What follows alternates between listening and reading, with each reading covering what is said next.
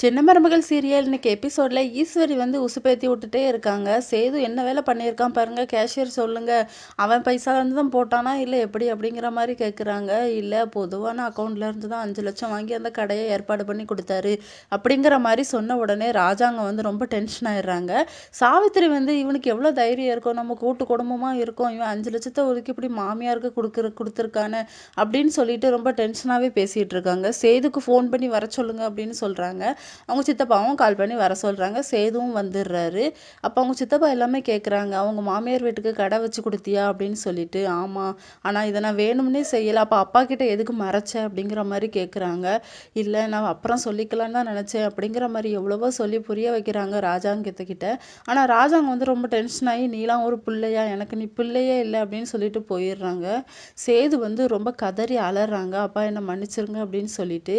இன்னொரு பக்கம் தமிழும் அழுதுட்டு இருக்காங்க. இதுக்கெல்லாம் காரணமே இவ தான் அப்படின்னு சொல்லிட்டு ஈஸ்வரி வந்து டென்ஷனாக பேசிட்டு இருக்காங்க. அடுத்த சீன்ல போஸ் ஈஸ்வரி 2 பேரும் பேசிட்டு இருக்காங்க. காலையில இருந்து என்னை எவ்வளோ டென்ஷன் படுத்தினா, அவ சொன்னதெல்லாம் நான் செஞ்சேன், இப்போ அவ இருந்து அழுதுட்டு இருக்கா, இப்போதாம்மா எனக்கு ரொம்ப சந்தோஷமா இருக்கு அப்படின்னு சொல்லிட்டு.